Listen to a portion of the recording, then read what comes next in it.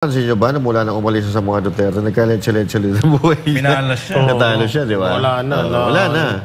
Eh sabihin, pinakinabangan mo yung Duterte, tapos yung pag Duterte bagsak na, iiwan mo, alam na tsaka si Tolentino, noon pa man, balimbing na yung... Balimbing talaga. Dating dilawan yun. Katulad sinasabi ko kanina, umpisahan po natin dito sa ano. Yan. Ang mga nagtatrabaho sa gobyerno or yung government workers, mga sumusweldo yan, di ba? Pare-pare sa sumusweldo. Pero para napapansin natin, kukunti lang yung nagtatrabaho.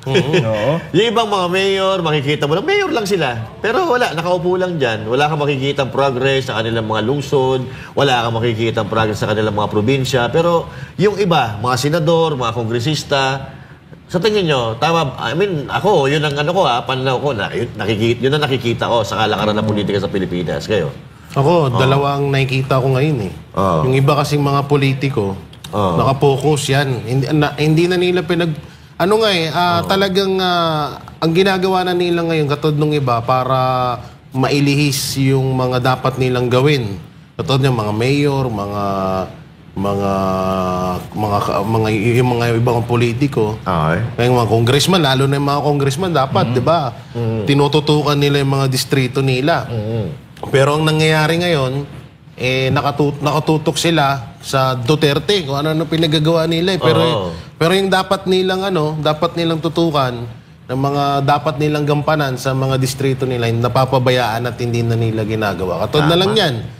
Speaking of dapat gampanan mo kung anong tungkulin mo, katulad na lang yan, may mga viral na katulad yung ginagawa ngayon ni Isko Moreno.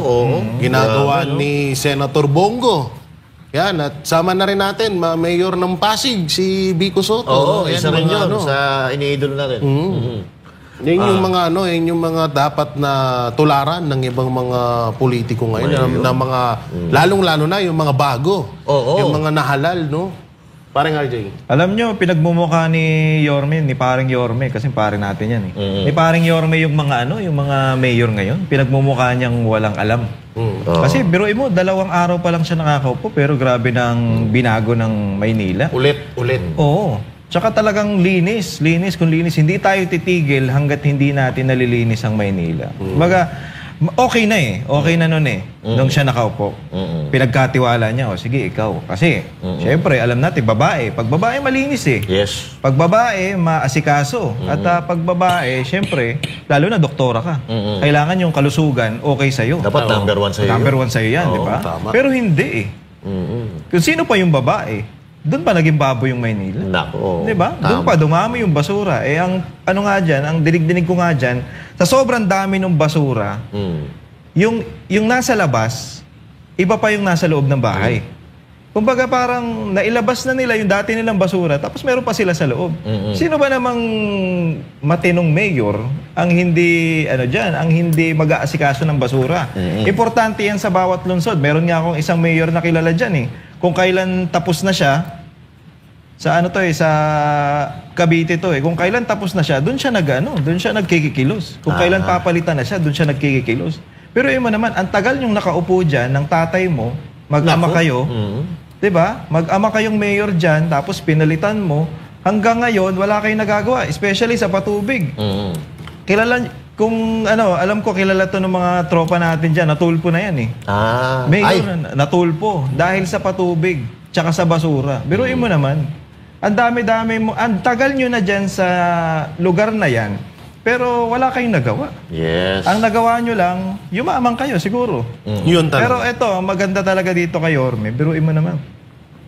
Kalalaking tao, siya pa yung naglinis talaga. Yes. Grabe. At marami pa tayong makikita niyan sa mga susunod na araw, di ba? Oo, mga anak yan, sigurado. At ito ang masasabi ko lang dyan, ito kasi yung mga hindi natutulog na dapat mamarisan. Kasi meron daw dyan na hindi natutulog. Ay, oo. Wala ka naman nakikita na gagawa. Si Yorme, kahit doon pa, di ba? Hindi talaga... Hindi natutulog, tapos nagbabantay sa dagat para may itapon ulit na... Easy. Ito totoo naman, kasi ito si Yorme, makikita mo to lagi naka-live yan eh. Kahit noong pandemya, hindi talaga natutulog to. Mga 3 oras lang tulog yan. Itong literal, na hindi natutulog pero makikita mong nagtatrabaho. Hindi yung iba na nagsasabi na hindi na natutulog na nagtatrabaho pero wala ka namang makikita na produkto na trinabaho. Di ba? So, ngayon, pansinin mo, si Pangulong Duterte dati, inaano nila tinukot nila kasi gising paggabi, tutulog sa araw. Pares din naman to ni Yorme Isko Moreno, hindi rin sila nagtutulog si PRRD. Pero may nakikita ka na nagagawa ni PRRD. Maraming nagawa si PRRD. Ito yung mga nocturnal na talagang may silbi yung pagpupuyat nila. Diba? Katulad din halimbawa ni Pastor Apollo Kibuloy, knowledge natin, ang pinakamahabang tulog ni Pastor Apollo Kibuloy is 5 hours. Pero may makikita ka talaga na nagagawa kung bakit sila nagpupuyat. Tingnan mo, napakaganda ng Kingdom of Jesus Christ, napakaganda ng Kingdom, napakaganda ng Glory Mountain and Prayer Mountain. And nung si PRRD hindi nagtutulog, maganda ang Pilipinas. Nakakapaglakad tayo ng safe, maayos ang kalsada, nagkakaroon tayo ng mga tulay, at yung airport natin natatag as ay pinakamagandang airport sa Southeast Asia. Ngayon kaya, hindi na, partner. Oo, wala na. Nandun na tayo sa worst. So ngayon, itong si Yorme Isko Moreno, ito yung nakikita kong modernong Duterte. Kumbaga, nandun na tayo sa era ng social media Sa era ng social media. So, ibig sabihin, si Yorme, yung ang batang Duterte. Hindi ko alam kung kayo ay agree sa akin o hindi, or si Mayor mag-agree sa akin o hindi. Pero yun kasi ang tingin ko. At si Yorme, hindi siya takot sa social media. Kung yung ibang mga politiko gusto ipa-take down ang mga social media, si Yorme Isko Moreno gusto niya mabawi yung social media ng Maynila. Kasi doon niya na ipapakita yung kanyang mga ginagawa na kabutihan at yung mga nagagawa niyang pagpapaganda talaga sa Maynila. Yun naman talaga dapat. Ang sinasabi kasi ng ibang mga partners kayabangan yan, pinapakita mo, nagyayabang ka lang. Hindi pagyayabang yan. Kumbaga, pinapakita mo na yung sinusweldo sa iyo ng taong bayan, ay tinatapatan mo ng trabaho. Di ba? So, yan ang nakikita ko kay Yorme Isko Moreno. Talagang dapat, katulad nito ni Yorme Isko Moreno, ang mga namumuno. Siguro nga, mga partners, may mga nagsasabi ngayon, sana pala si Isko Moreno na binoto natin ng presidente. Kasi tingnan mo 2 araw pa lang, naubos yung basura, yung mga vendors na wala na. May dadagdag kayo na partner? Hindi, syempre. Sama na rin natin ni Senator Bongo. Ayun. Syempre. Isa sa mga talagang... yun yung... Hindi, nakakatuwa lang, no? Kahit naman din tayo, hindi natin naiboto si Mayor Isko ngayon kasi doon lang talaga sa Maynila. Pero nakakatuwa lang na... etong mga katulad nito ni Senator Bongo, ni Mayor Isko, na talagang yung puspusan yung kanilang pagtatrabaho, paglilingkod. Yung pag-live, wala nang kaso yun. Basta maganda yung ginagawa. Kaysa naman na naka-live, tapos nakalabas dila. Tapos nguya ka dyan. Tapos nagbabantay ka ng paano sunugin yung droga. Yun ang walang kwenta. Pero yung ganyan na walang masama ho dyan. Kaya nga ako napaisip ako paano na lang kaya kung talagang hindi dinaya si Pastor? At hindi nakakulong si Pastor. Kaya sabi ko, siguro rin tayo, malamang tayo palagi kasama niya. Busy tayo lagi. Tayo lagi nagla-live doon sa mga gagawin ni ng mga ipinangako ni Pastor. Diba? Kaso yun nga lang, no? Kaya George Garcia, di pa kami tapos sa'yo. Mayos ka. At hindi lang, yan. Natatawa ka na naman Naalala ko, kasi ganito yan Yung pagla-live ng mga ganyan, wala na talaga. Sabi mo nga, wala nang problema yan. Kasi at least yung yung taong bayan, nakikita yung kung paano gumalaw yung mayor. Kung paano gumalaw yung yung public official. Kaysa naman sa nakikita natin yung pera ng taong bayan ay nababawasan, pero wala tayong nararamdaman at wala tayong nakikita, di ba? Alam natin, di ba? Nasa nakaupo yan ngayon. Yes. Presscon, may presscon, pero walang kwenta yung sinasabi. Sabihin na natin na epal, epal. Pero napapakinabangan ng tao, di ba? Alam mo kung sino lang magagalit sa mga ganyan?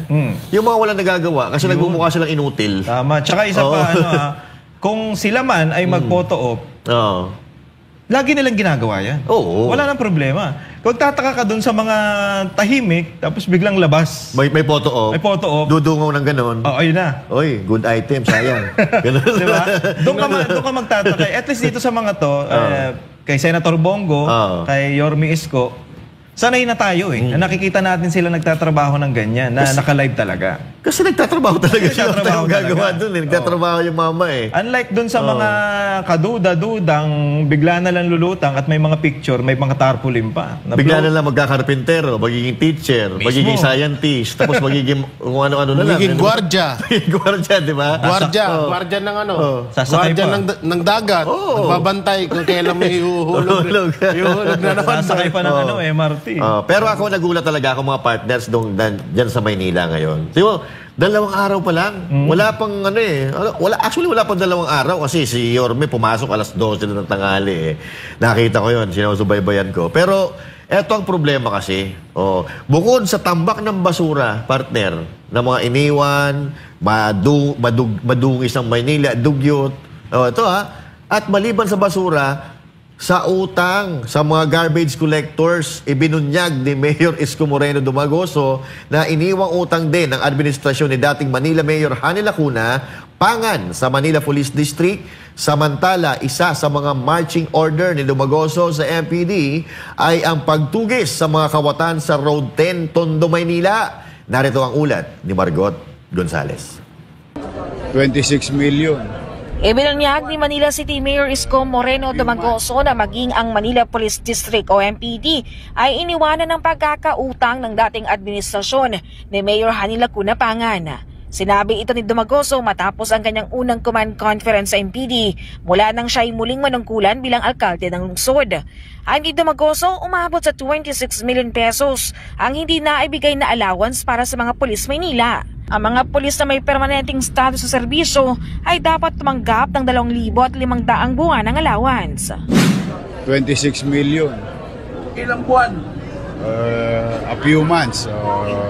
Since last year nga. But sabi ko nga kay General Guzman at 10 ng mga men and women uniform personnel and non-uniform personnel of the Manila Police District, gagawin ko ng paraan. Matatandang una nang ibinunyag ni Dumagoso ang daang-daang milyong pisong utang ni Lacuna kaugnay ng garbage collection na nagdulot ng krisis sa basura sa lungsod. Samantala ayon sa nagbabalik na alkalde, mahigpit ang kanyang tagubilin sa Manila Police District na tugisin ng lahat ng kriminal sa Manila. Talupan ninyo ang Pilipinas kung saan man sila magtago. Basta ginawa nyo yung krimen sa Maynila, we'll go after you. As like what the saying goes, you cannot escape the long arm of the law.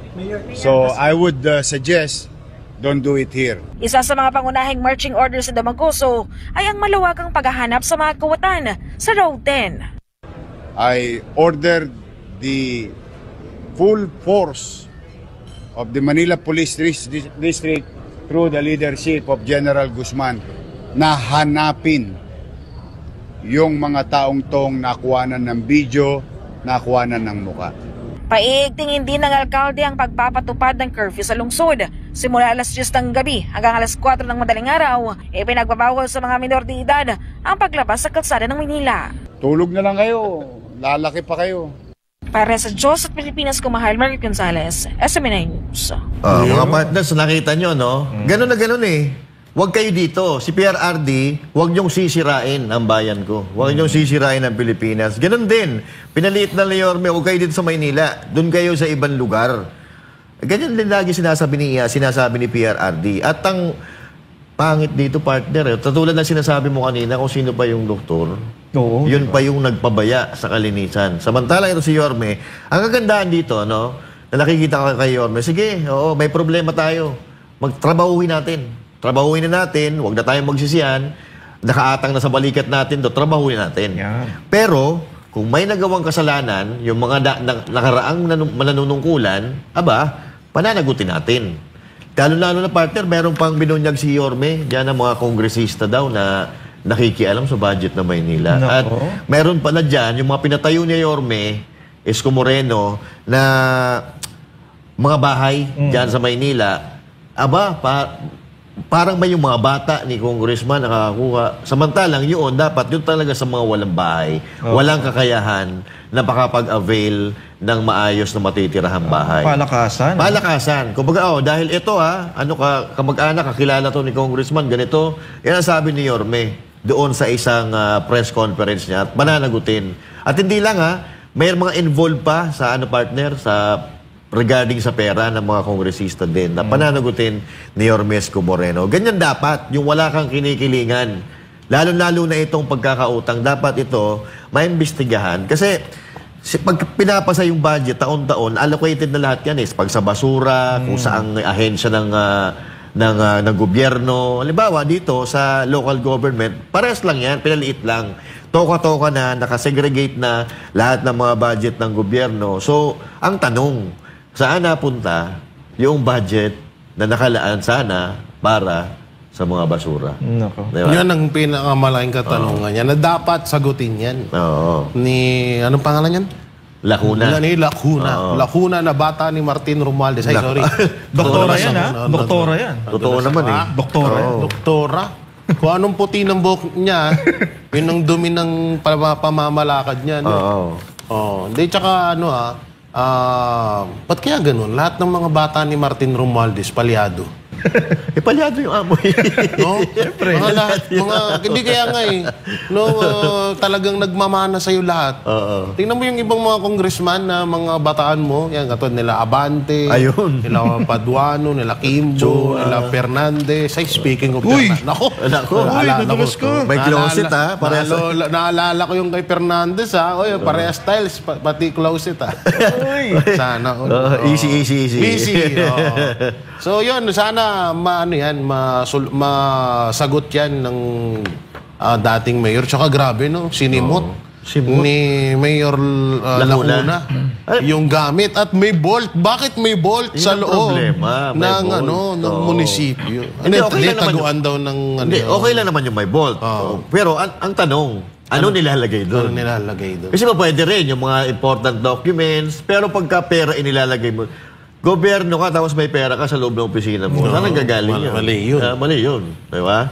Grabe ang bolt na yan. Tapos hindi pa alam ni Mayor Isko Moreno kung ano yung password kaya hindi magagamit. Yun ang kinakainis pa ni Yorme. Yung combination, hindi alam. Paano kung magagamit? Paano magagamit yan sa gabal?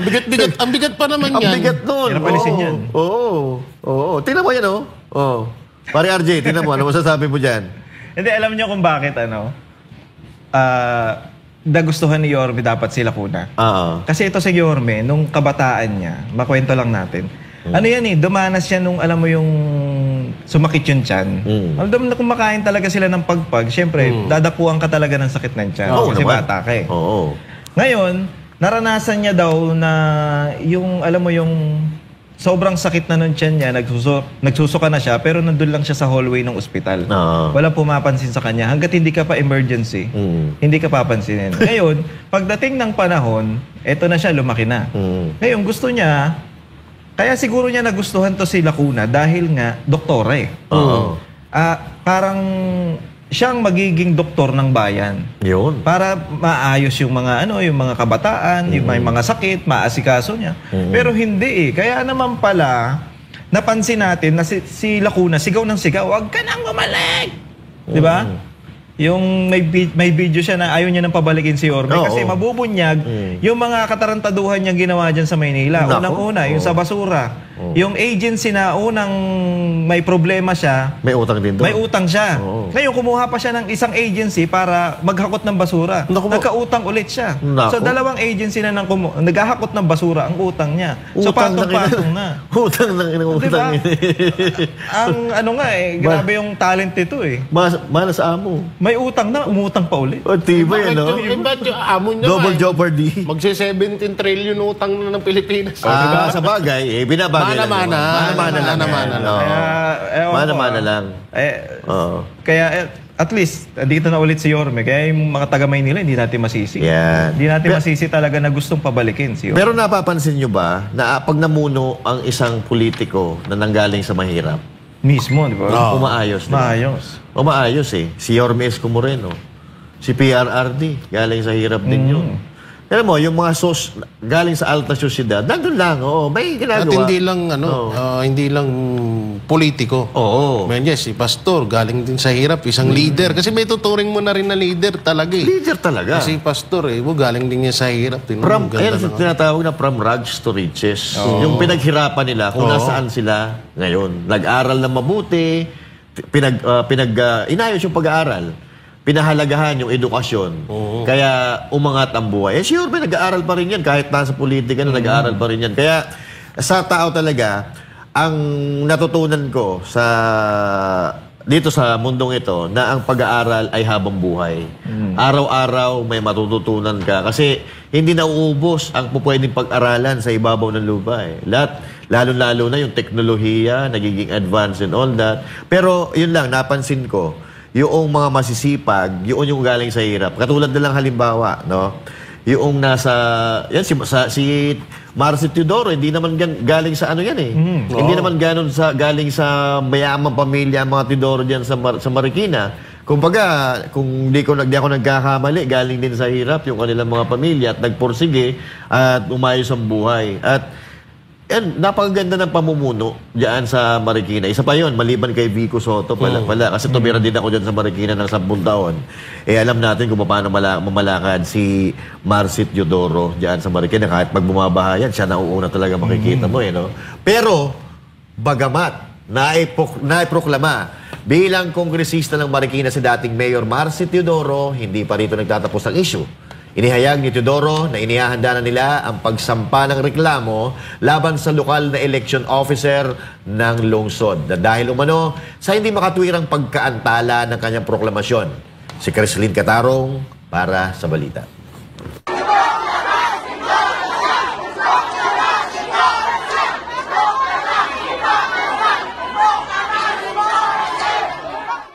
Matapos ang proklamasyon ni Marcelino Marcy Teodoro bilang kinatawan ng unang distrito ng Marikina nito Martes, agad siyang nanumpa sa harap ni Presiding Judge Romeo Dizon Tagra ng RTC Branch 273. Ngunit bago pa ito, nagprotesta ang kanyang mga taga-suporta sa tanggapan ng Commission on Elections sa Marikina. Ito'y bunsod ng anilay hindi makatwirang pagkaantala sa kanyang proklamasyon sa kabila ng malinaw na desisyon ng COMELEC Unbank na nagpapawalang bisa sa naunang suspensyon. Natalo ni Teodoro si dating Senador Aquilino Coco Pimentel III sa isang landslide victory noong nakaraang halalan. Gayunman, naantala ang kanyang proklamasyon dahil sa kinakaharap niyang disqualification case. Ayon sa petisyon, nilabag umano ni Teodoro ang residency requirement. Subalit idineklara ng COMELEC Unbank na walang sapat na ebidensya upang patunayan na siya'y gumawa ng material misrepresentation. Noong Martes din, inilabas ng COMELEC ang Certificate of Finality and Entry of Judgment. Kasunod dito, iniutos na ang agarang proklamasyon ni Teodoro. Sa kabila nito, hindi agad umaksyon ang lokal na election officer na si Attorney Dave Villarosa. Ayon sa kanya, kailangang i-convene muna ang City Board of Canvassers sa loob ng 3 araw bago maisagawa ang proklamasyon. Hinihingi na lang 3-day period para mag-convene at magproklama. Wala naman nakasulat sa anumang rule ng COMELEC. Yun nga hinihingi namin kanina kung saan nakasaad yun. Wala namang ipakita. So may arbitrariness dun sa naging desisyon nila. Ang sabi nila, sa practice lang. Dahil dito, sinabi ni Teodoro na naghahanda na sila ng formal na reklamo laban sa nasabing election officer. Pero kung wala naman talagang wala talagang COMELEC rule or batas sa Omnibus Election Code, bakit mo gagawin yung ganung practice kung nadidelay yung interest ng mga tao?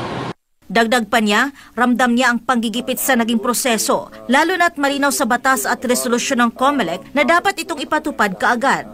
Ako may naramdaman akong panggigipit at may naramdaman akong hindi in the interest of fairness and justice, may naramdaman ako na para bang hindi nagawa yon yung hinihingi ng batas. Dahil ang hinihingi ng batas, hindi na pati yung resolution ng NBank. Samantala, naghain din ng petisyon si dating Senador Pimentel sa Korte Suprema upang pigilan ang proklamasyon ni Teodoro. Ngunit dahil walang inisyong Temporary Restraining Order o TRO, itinuloy ng COMELEC ang proklamasyon. Para sa Diyos at sa Pilipinas kong mahal, Cresilyn Catarong, SMNI News. Ito naman si Pimentel, no? Maano talaga mapakla talaga itong kampalayan na ito, no? Talo ka na, landslide victory, Landslide victory, aapila ka pa, di ba? Ito kasi mga to partner, kung sino nagtatrabaho na maayos, yun pa yung pipigilin nila makaupo. Unang salta, unang takbo ni Pimentel dyan. Paano? Yun dun pa lang, sa resulta ng botohan, doon mo makikita kung sino talaga ang gusto ng Marikina. At eto mga partners, ganito ang kapangyarihan ng taong bayan. Kapag nagkaisa ang taong bayan, ganun na magiging resulta. Ayaw iproklama si Teodoro, si Congressman Teodoro, nagwelga ngayon dun sa Kapitolyo ng Marikina, yung mga tao. Hindi prinoklama. So, mag-iingay ka lang talaga. Pagka kasi ikaw, nagbibingi-bingihan ka, nagbubulag-bulagan ka sa mga nangyayaring hindi maganda sa ating bayan, wala talagang mangyayari. Kaya nga lagi natin sinasabi na pag may nakikita tayo mali, magsalita tayo, magkaisa tayo. And even itong pag ginagawa nila sa mga Duterte, dapat magsalita tayo dahil alam natin na wala naman talaga kasalanan yung mga Duterte. And same, ito kasi si Teodoro, alam naman nila na maka-Duterte ito. Although, alam ko na itong asawa ni Teodoro, pumirma yan sa impeachment ni VP Sara Duterte.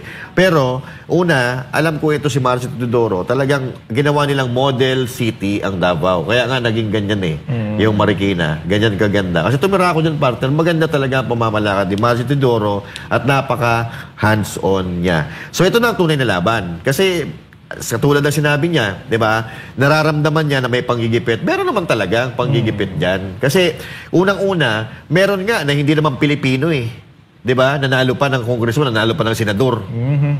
Hindi yung Pilipino. Di ba? Yung napakalaking issue. Samantalang ito, na Pilipino, na pinag-uusapan lang natin kung ilang buwan, ilang taon ba siya nakatira dyan sa distrito na yan. And anyway, sakot pa rin naman ng Marikina yan Hindi katulad ng ibang kilala natin na mga politiko, Amerikano yun. So, hindi talaga sila pupwede. Yung unang pupwede mong questionin. Kasi napakalayo. Amerika, tapos Pilipinas. Samantalang yung Marikina, distrito lang pinag-uusapan natin. Marikina, sakop pa rin ng Marikina. Although, nasusulat sa batas talaga yan. Pero, kung iisipin natin ang lohika, talagang may pinapaboran talaga. So ngayon, ito ang tunay na laban na para kay Marcy Teodoro. Ilaban niya yung katotohanan at yung tawag dito, yung nagbalabis sa kapangyarihan ay talaga dapat mapanagot. Pero sana hindi masakripisyo yung pagsisilbi sa bayan. Pero hindi ko nakikita na mangyayari yun kasi itong si Teodoro napakasipag talaga nito dyan sa Marikina. Magaling na leader din si Teodoro. Wow. Ba't ano bang nagawa na ni Pimentel sa Senado? Magingay. Hindi ko alam. Parang wala akong nabalitaan siya. Kasi isipin nyo, galing siya sa mataas na posisyon. Wala siyang nagawa. Tapos pupunta ka sa mababang posisyon. Anong magagawa mo? Doon sa pinakamataas, wala kang nagawa. Paano pa kaya dyan? May punto ka nun. Diba? Kasi may mas malakas ang power niya pag nasa ibabaw siya. Mas marami siyang magagawa doon para sa bayan. Dyan, isang distrito lang, hindi masyadong at maliit lang ang nasasakupan mo. Pero wala kang... Kaya siguro itong mga tiga Marikina, hindi talaga to binoto. Bukod sa hindi siya si Boy no move on. Hindi siya maka-move on sa mga nangyari sa kanya, no? So, kaya mas pinili ng mga tiga Marikina. At hindi lang si Pimentel, nandiyan din si Mrs. Hernes. Mrs. Hermes. Si Teacher Hernes Kimbo. Diba? So, isa rin yan sa mga naligwak. Alam naman na natin na yung mga yan ay mga against sa Duterte.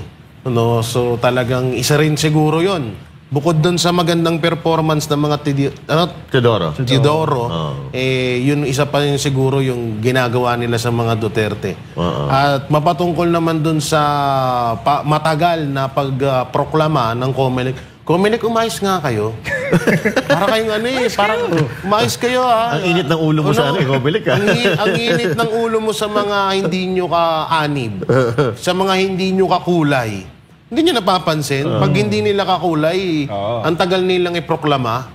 Katulad na lang, Duterte yun. O si, marami pa eh, di ba? Tapos yung kay Benny Abante, sino ba yun? Si Uy? Si Uy. Isa pa yun.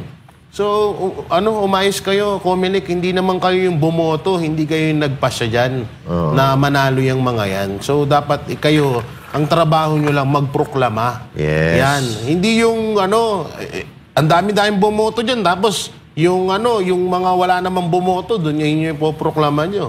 Delikado yan, ha? Umayos kayo.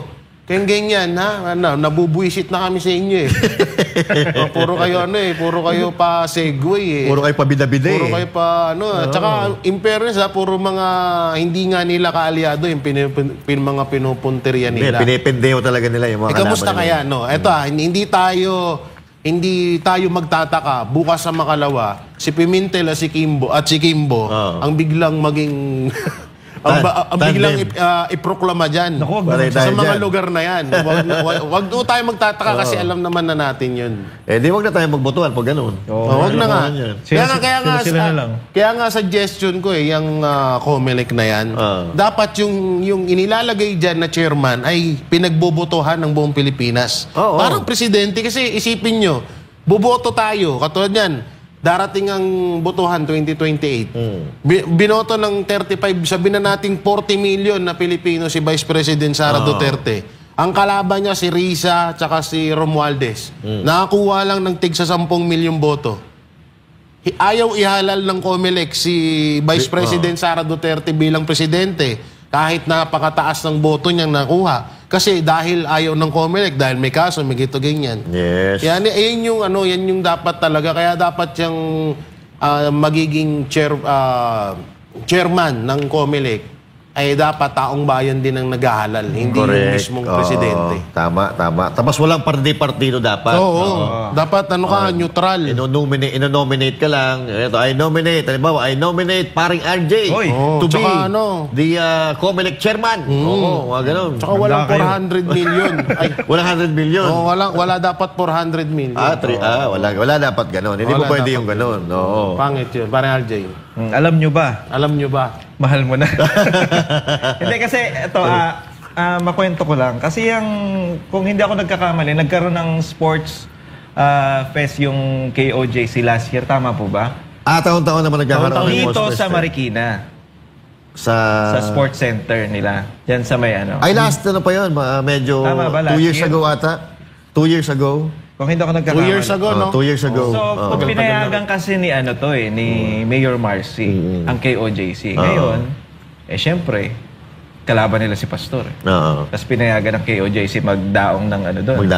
Magdaos. Kaya nila ginigipit to si Marcy, kasi nga, dahil dun siguro sa ginawa niya. Dahil kakampi ka ng mga Duterte. Yun, kakaibigan ka ni Pastor. Pwede rin. Ayan. Kaibigan ka ni Pastor, kaya dadalihin ka namin. Yun ang isang dahilan na nakikita ko kaya nila ginigipit yan. Napakababaw nun. Diba? At isa pa, siguro may balak to si Pimentel. Anong balak niya? Balak tumakbo rin ng presidente. Kasi ang nangyayari ngayon... Hindi, partner, kung balak niya tumakbo, yan sa circle ng sa oval ng Marikina. Mahaba-habang takbo. Mag-ikot siya doon, di ba? Kasi naiisip ko, parang ang standard ngayon ng pagiging presidente is yung naging mayor ka. Di ba? Di ba si Yorme? Si Pangulong Duterte, di ba? Tapos si Vico Soto, gusto nga nilang maging mayor eh. Gusto maging presidente. Maging presidente, sorry. Pero hindi raw siya tatakbo, sabi Pero niya. hindi tatakbo. Ngayon, siguro ito si Pimentel, naisip ko lang naman to, baka gusto niya maging mayor ng Marikina at pagandahin lalo yung Marikina para ngayon, may pagkakataon siya, napaganda ko yung Marikina. Gagayahin niya si Duterte. Gagayahin niya si Pangulong Duterte. Para may pag-asa siyang manalo ngayon sa 2028. Alam niyo kung bakit ko naisip yan? Kasi siya rin ang nagpupush ng impeachment eh. Ayun. Diba? pag nawala si VP Sara, pwede siyang tumakbo. May pag-asa siya May ngayon. pag-asa kasi gumakalaban niya mga ano lang Oo, naman mga may yan, hina eh. mga kumbaga saling kiat-kiat din sa ano eh. Diba? Kasi siya kilala na Pimentel eh. Oo, si Ate Raisa May. Oo, wala si Ate Raisa May. May pag-asa siyang tumakbo, pero wala siyang pag-asang manalo. Yung pinaka, ano dyan, kahit dyan kay Raisa May Araneta na yan. Risa Araneta na yan. Walang ano yan. Walang Para pinagsama mo, Risa. magkamukha, magkaugali naman eh. Kaya Kasi nga naman, ang mga kalaban niya, si Raisa, si... Sino pa? Romualdez. Ay, naku po. Pimentel. O, diba sila Hindi, magdalaban alam niyo, yan ito Wala kaya. yung mapatungkol sa hangarin na maging presidente, halos lahat naman yung mga yan. Pare-parehas yan, sa totoo lang. Talagang bawat isa dyan sa mga yan, naghahanap lang ng buwelo yan kung paano sila magiging popular sa tao. Yes. Kaya nga, tignan mo nga ngayon, si Raisa May Araneta. Diba? Puro pasikat. Pasikat ang ginagawa. No? So, ngayon naglalabasan yung video na yung itinaas yung kamay niya ni Pangulong Duterte. Inendorso siya ni Vice President Sara Duterte. Kaya naman talaga nanalo sa Davao. Tapos, diba? Kaya nga, totoo nga yung sinabi ni Vice President Sara Duterte na, Madam, nakailang takbo ka na, 6. Tapos, isang beses ka lang nanalo dahil sa amin. Ayan. Tapos, nung nanalo ka, inuna mo agad ang tatay ko. Binanatan si PRRD. Alam mo ito speaking of impeachment, talaga namang ito ay pinag-uusapan ng matagal ng panahon at hanggang ngayon, gustong-gusto pa rin nila talaga itong matuloy. Ito, nagtatanim sila ng mga politiko dyan sa Senado, dyan sa Kongreso, para mas malakas sila. Mas malakas sila. Kung magkakaroon man ulit ng pagpa-file ng impeachment at magkakabutuhan, sisiguraduhin nila na mananalo sila sa bilang. At kaya ngayon nga mga ano na sila ngayon kumbaga, mga tamang hinala kasi ito mariing itinanggi ng tagapagsalita ng Senate Impeachment Court na hadlang sa pagsulong ng impeachment trial ni Vice President Sara Duterte ang hinihinging mga sertifikasyon mula sa Kamara. Ayon sa opisyal, bahagi lamang ito ng pagsigurong legal at naayon sa konstitusyon ang proseso. Si Tim Cruz para sa balita. Iginit ni Senate Impeachment Court spokesperson Attorney Reggie Tonggol na hindi hadlang sa impeachment proceedings laban kay Vice President Sara Duterte ang mga hinihinging sertifikasyon mula sa House of Representatives. The specific certifications being required from the House are all part of the effort to guarantee procedural legitimacy and to uphold constitutional standards. Ito ay tugon sa pahayag ni House Prosecutor at Akbayan Representative Shell Jokno na maaring mapahina ang kaso ng prosekusyon dahil sa hinihinging panibagong sertifikasyon mula sa 20th Congress kung handa ba ang Kamara na ituloy ang impeachment. Nauna nang naipasa ng Kamara ang unang sertifikasyon na nagpapatunay na ang reklamo ay sumusunod sa 1-year ban at sa itinakda ng konstitusyon. Ngunit inanatiling nakabinbin ang ikalawang sertifikasyon na magsasabing handa ang kasulukuyang Kongreso na ituloy ang prosekusyon. But these certification processes help prevent any legal impediment or challenges or technicalities that could undermine the impeachment process once it starts rolling and to uphold the proceedings' integrity. Binigyang diin din ni Tonggol ang kahalagahan ng paggalang sa proseso ng impeachment court. So, the disrespect for or attempts to undermine the impeachment court processes threaten the independence and credibility of the court and jeopardizes public trust on the process itself. We therefore encourage the public and all involved parties to participate constructively and respectfully in the legal discussions without insinuating any malice on the court. Na-impeach si VP Sara Duterte noong Pebrero 5 sa botong suportado ng mahigit 200 kongresista. Kinasuhan siya ng betrayal of public trust, culpable violation of the Constitution, graft and corruption, at iba pang high crimes. Inaasahang sisimulan ng trial proper sa pagbubukas ng 20th Congress. Para sa Diyos at sa Pilipinas kung mahal nag-uulat, ito si Tim Cruz, SMNI News. Yun. Ayan Ito nga nakakalungkot dito kasi ito tamang hinala itong mga lapuguna ito Kasi kung sino man yung personalidad na magsasalita patungkol or against dito sa impeachment kay VP Sara Duterte, kinakalaban din nila. Kumbaga, hindi sila, mali sa kanila yon. Na samantalang alam naman natin kung ano talagang tunay na nangyayari dyan. Ito pa ulit-ulit nating sasabihin na itong mga lapugo na ito ay kanya-kanyang toka ito eh. May nakatoka kay BP Sara Duterte, may nakatoka kay Pastor Gibuloy, may nakatoka kay President Duterte. Alam na natin kung sino yung mga yan. Kasi ang bottom line dito is 2028 election. Gusto talaga nilang pabagsakin si BP Sara Duterte dahil kahit hindi nila aminin sa kanilang mga sarili, kahit sinasabi pa ni Claire Castrong lapugo yan, na ang sinasabi ni BP Sara Duterte na malakas siya ay propaganda lang. Kahit alam naman natin na yun ang totoo. Wala yun. Kumbaga wala sa loob niya yung mga sinasabi niya dahil alam niya yung na totoo ang sinasabi ni BP Sara Duterte. Itong mga ito, kapag hindi ayon sa kanila, yung naririnig nila, kahit sino pa yung tao niyan, kahit kakampi pa nila, abay hindi nila susuportahan yan eh. Against doon sa gusto nilang mangyari, against doon sa gusto nilang marinig. Pero ito, si BP Sara Duterte nga, pinaglalaroan lang sila eh. Tinatawag silang, ano ba tawag dito? Bobo. Obob. Oo. Obob. May English tawag si BP Sara eh. So, challenge, intellectually challenged ba yun? Parang gano'n. Intellectually challenged. So, ibig sabihin, kung pagka sinabihan ka na ng gano'n ng isang tao, lalo ng vice president na nagsasabi, abay kabahan ka na. Kasi hindi yan basta-basta magbibitaw ng marites na salita lang. So kaya itong mga ito, ang gusto ito talaga mangyari, mawala si BP Sara Duterte, but BP Sara Duterte is standing still. Standing still because she knows that she has nothing to lose eh. Mawala siya sa hindi siya makatakbong presidente, okay lang eh. Nakuha na niya yung yung pangalawa sa pinakamataas na posisyon sa Pilipinas at nakuha ng ama niya yung pinakamataas na posisyon sa larangan ng politika sa Pilipinas. So, ibig sabihin, lahat nandun na sa kanila lahat eh. Wala silang dapat hihilingin. Bonus na lang kung si BP Sara Duterte ay magiging presidente. But the bottom line, ang ginagawa nilang ito para sa 2028 election. Wala nang iba. Oo. Yun. Alam nyo yung mapatungkol dyan sa usapin na yan.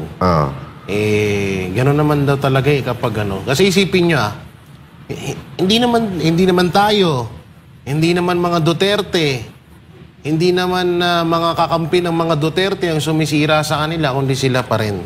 Sila ang gumagawa. At ngayon, patuloy nilang ginagawa yon dahil nga piling nila. Gano'n daw talaga. Pag nakapulburon ka, ang feeling mo parang ikaw yung malakas, maayos yung ginagawa mo, no? At yung sinabi mo kanina, Master, na lahat may mga toka-toka, meron talaga. Tsaka kung usapang impeachment lang talaga, talagang kung iisa-isahin mo yung mga impeachable na maipapataw kay Marcos, talagang yan, dami. Doon pa nga lang, usapan confidential fund lang, panalo na siya eh. Correct. Diba? Yung flood control, yung... Wala kayang flood control na yan. Oo nga pala. Diba? Katulad niyan. Hanggang ngayon, talagang binibingo kayo. Nakakita ko ng flood control sa Saan ba yun? Sa Nabotas. Sa Nabotas, plywood. Plywood siya kasakang buhangin. Ang ganda ng flood control mo. Ang gana yan, 1.4 billion per day ang budget. Ang ganda.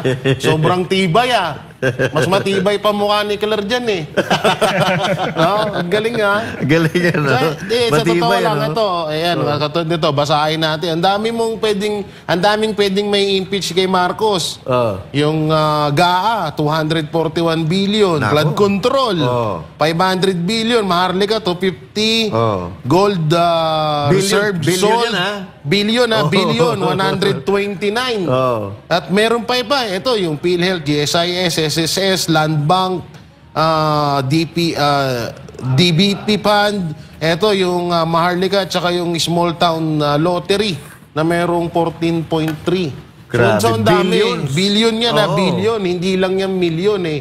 Samantalang yung kay Vice President Sara Duterte, 125 billion. Bukod sa nakakabobo yun dahil isipin nyo maigi, confidential nga, tapos gusto nilang ungkatin. Tapos nanggaling pa yun kay Marcos mismo. Sa confidential fund ni Marcos na parang binitag talaga si BP Sara Duterte eh. Pinainan talaga siya eh. Kaya nga talagang kung yung impeachment na yan, sa totoo lang ginagawa na lang ni Nani. Kahit sila Marcos, sila Romualdez, alam naman nilang hindi may papasayan eh. Alam nila. Oo, kasi mahirap din talaga bukod sa nasisira na sila. Talagang ginagawa na nila yan para lang hindi mapansin yung pagnanakaw nila sa kaban ng bayan. Yan na lang yung ginagawa nilang pang-display sa mga ginagawa nila. Smoke screen. Ang hirap pag mahilig ka sa usok. Hirap. Smoke kasi talaga eh. Ito bago si Pare RJ, no? Yun din naman talaga sabi ni BP Sara Duterte. At napansin na rin naman natin yan. Na pagka medyo nasusukol na sila, gumagawa sila ng eksena. Katulad nung una, yung sa, hindi ko alam kung yun ay sa People's Initiative or dito na to sa BICAM, yung pagkakahuli kay Attorney Zulaika, yung kinulong din sa Attorney Zulaika. Tapos, merong issue na naman lalabas, puputok na naman sa kanila, inuuli nila si PRRD. Tapos, yung kay Pastor Apollo si Kibuloy, ganun din. May mga issue na lumalabas patungkol sa kanila. Kaya, gumagawa sila ng malalaking issue para matatabunan yung issue na ikakapahamak nila. Ganun yun eh. Puro na lang puro na lang impeachment. Puro impeachment. Wala na, doon na lang tumatakbo. Alam niyo, nakikita ko kasi dito, para ang impeachment kasi niyan, kaya nila pinupush yan, wala kasi silang nagagawa eh. Wala silang nagagawa sa gobyerno, kaya ang nangyayari, pinupush nila yung impeachment. Para nga naman, hindi pag-usapan yung mga bagay-bagay. Kagaya niyang bigas, kagaya niyang flood control, di ba, na-testing na naman ngayon. At mga partner, may nahuli na naman. Meron na naman? Meron na naman yung sa dagat na naman? Hindi sa dagat. Okay. Sibuyas. Sibuyas na to. ngayon. Malamang sasabihin din yan sa zona. Malamang. Tapos, alam nyo, Ano daw problema doon sa sibuyas? smuggle daw. Smuggling. Smuggling. Ang dami-daming smuggle na sibuyas eh. Sus, Sige, balikan natin yung smuggling. Tsaka, ito kay Claire naman to, wisdom has been chasing you, but you have always been faster. Nag-English pa, Tagalogin natin. Hinahabol ka ng karunungan, pero nagmamadali ka. Nagmamadali kang sirain yung mga Duterte, kaya hindi mo naiintindihan. Ang nangyayari, nagmumukha ka talagang bobo. Yan. Diba? Nagmumukha ka talagang mangmang. Kasi hindi mo alam eh. Sa pagmamadali mong sirain yung mga Duterte, especially si BP Sara, sa pagmamadali mong dungisan yung pangalan ni BP Sara, atake ka ng atake na hindi mo pinag-iisipan. Ngayon, sinong lumalabas ng tanga? Sila. Ba siya? Sila. Kaya yan, sa pagmamadali mong umatake sa mga Duterte, bumabalik sa'yo. Kulang brain cells eh. Partner. But anyway, dapat ito sa mga to ine-excel sa China eh. Ay, sa West Philippines Sea. West Philippines Sea. Ine-excel sa West Philippines Sea. Ilulublob doon, no? Sa Sierra Madre. Tanga ka ba? Tanga ka pa rin ba? Tanga ka o bobo? Tanga ka o bobo? Matalino ka na. Tanga pa rin. Mag-iisip ka na. Hindi na po, tama na po. Ito dapat pag-usapan natin sa China, no? China naman. May tayo ng konti. Kaya ito, medyo mahirap pag-usapan to. Pero ito kasi, may nananawagan. Nananawagan ang isang civic leader na maging mahinahon sa China at Pilipinas sa issue ng South Philippine Sea. Ito ay matapos patawan ng sanction ng China ang isang politiko sa bansa. Si MJ Mundiar sa report.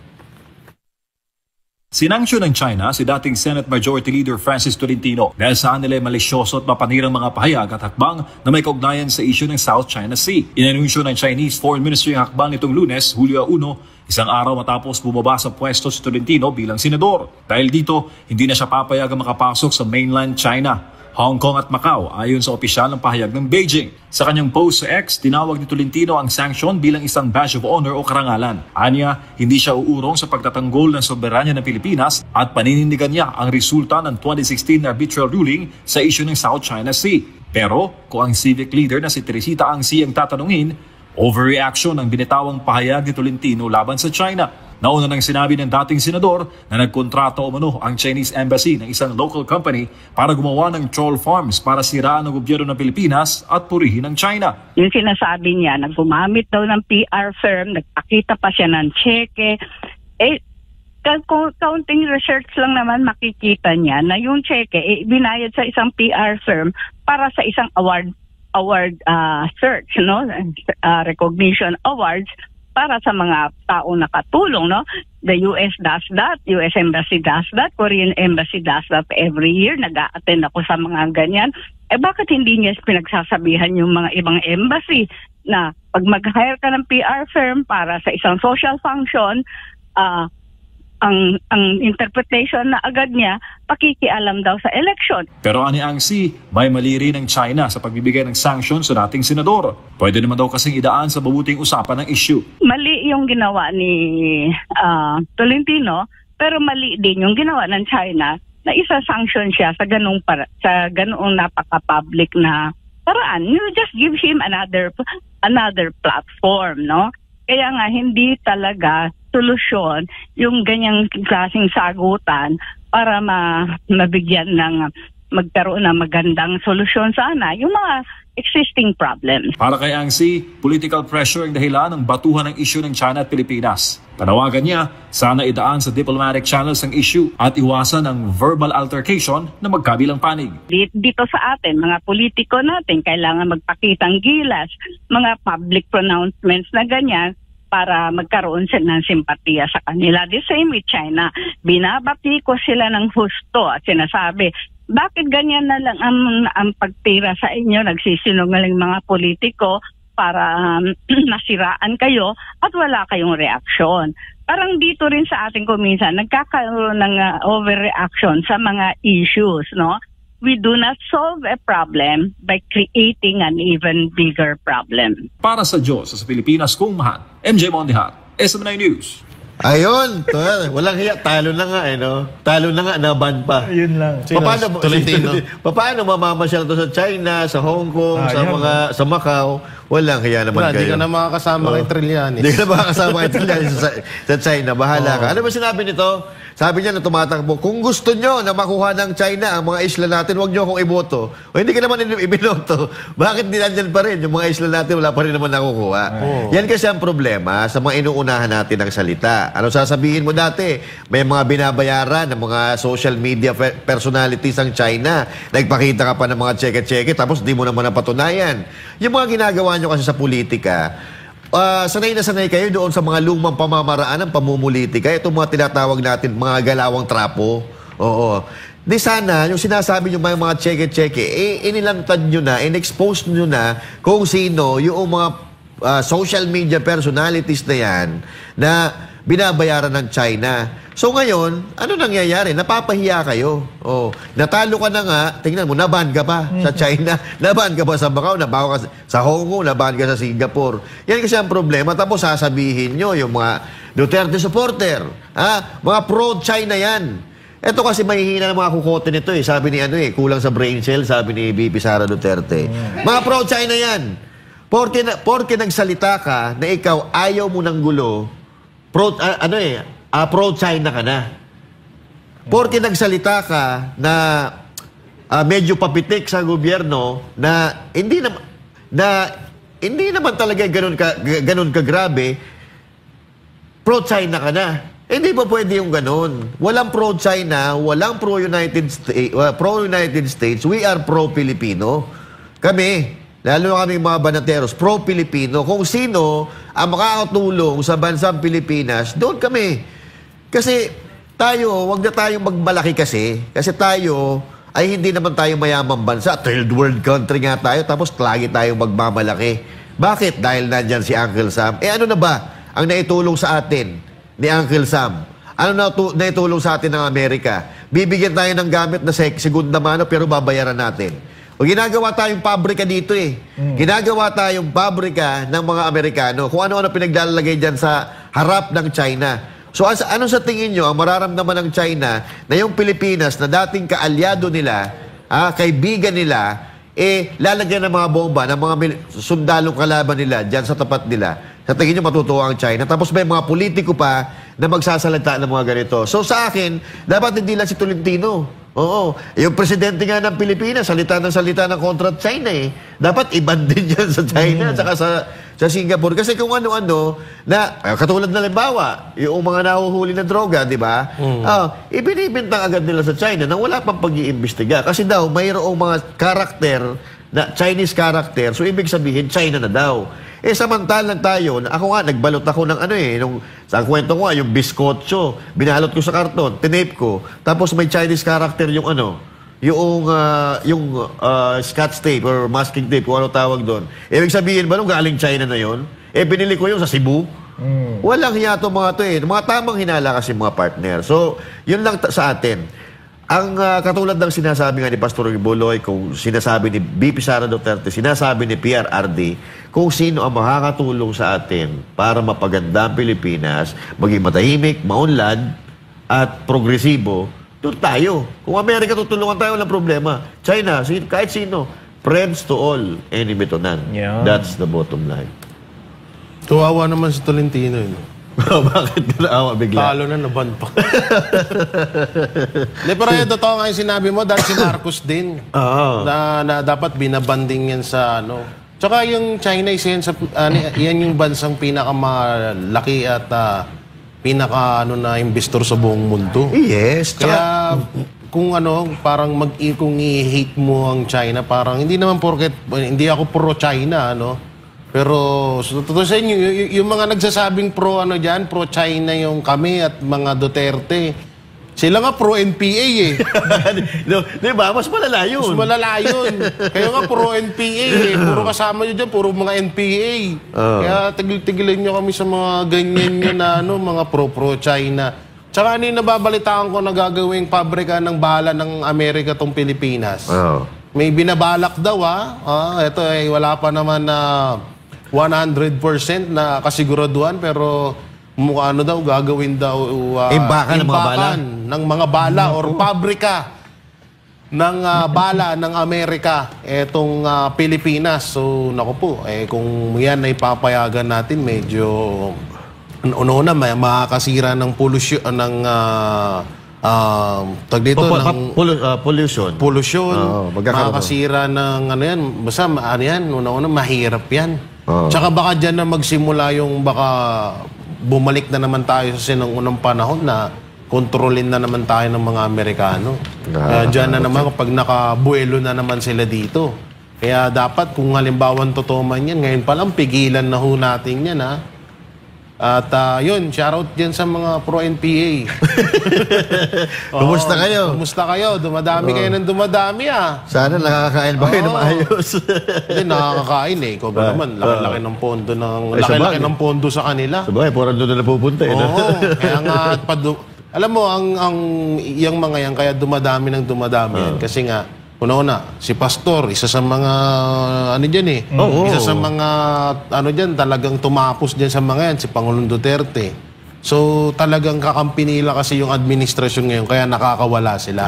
Diba? Nakaka-recruit sila ng marami.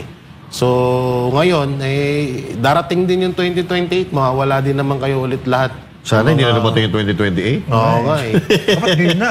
Dapat pero pangit kasi din na biglang mamamatay tuloy. Mawawala si Marcos, tapos papalit si Duterte. Pangit, no? Pangit ang mas maganda na yung ihahalal siya mismo. Talagang may kita natin na kung halimbawa ma-overdose. Ma-overdose? Sana. Pa-China.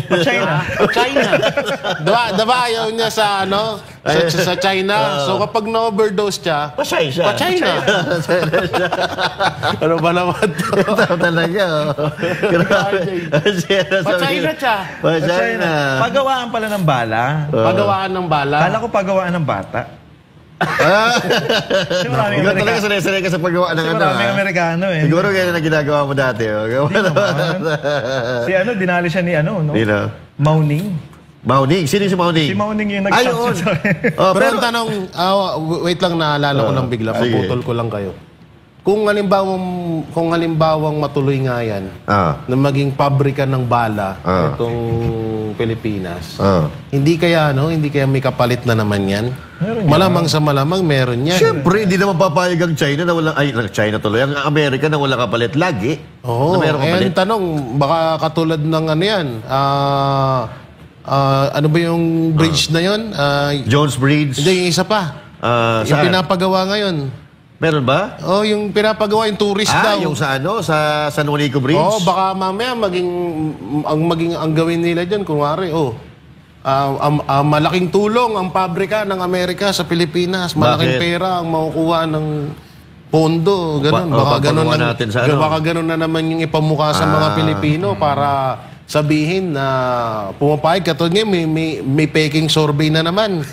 Yung Okta na di umano boto daw ang mga Pilipino na makipag-alyansa ulit tayo sa ICC. Pero merong isang survey naman na 100% ayaw. Sabi ko, grabe talaga. Parang RJ. Master, tuloy niya. Alam mo si gusto lang bumawi niya ni Tolentino. Kasi laglag siya eh. 'Di ba ang Duterte ay tinatawag ng mga especially ng mga kalaban ng mga Duterte, pro-China lagi. Yan lagi ang bansag. Ngayon, si Tolentino, medyo nagmamatapang siya. Para ngayon, bumalik siya sa mga Duterte. Para ngayon, dahil pro-China din ako, nilalabanan ko yung China, nilalabanan ko yung China at ayoko dyan sa China, parang bumabawi siya na pumoposisyon siya ngayon. Matapang siya ngayon. Na dati Duterte ako. Okay sa akin China. Ngayon, babawi na ako. Lalabanan ko na yan China. At ewan ko nga, hindi ko nga maintindihan sa mga to. Ang tatapang nila magsalita patungkol dyan sa China. Pero alam nyo, naiisip ko nga yung mahirap tayong bansa Tapos lalabanan natin yung malalakas. Parang lang yan parang yung mga motorista lang yan. Hindi ko naman to nilalahat kasi may mga mayayabang na nagbumotor o mga masasabi natin na motorista sa kalsada na matatapang. Oo. Ang tatapang Parang tayo yan Parang itong labanan natin sa China Ang tapang natin Pero dapat ibasin nyo yung tapang nyo sa kaya nyong ibayad dun sa madadamage nyo. Correct. Diba? Ang tatapang nyo, tapos pag nakasagi kayo, ang sasabihin nyo, ay, pasensya na sir. Hindi ko sinasadya. Hindi ko sinasadya Wala talagang pambayad Gagamitin nyo na naman yung mahirap card nyo. Yes. At ibasin nyo yung katapangan nyo doon sa kaya nyong ibayad. Ganon din tayo sa Pilipinas. Ibasin natin yung tapang natin doon sa kakayahan natin. Pag pinadalahan tayo dyan ng isang bomba, tapos tayo lahat Diba? Pag napipikon yung mga yan, tignan mo, napikon na Diba? Si Mauning, niyari na ngayon to si Tolentino. Yari siya. Umpisa na yan.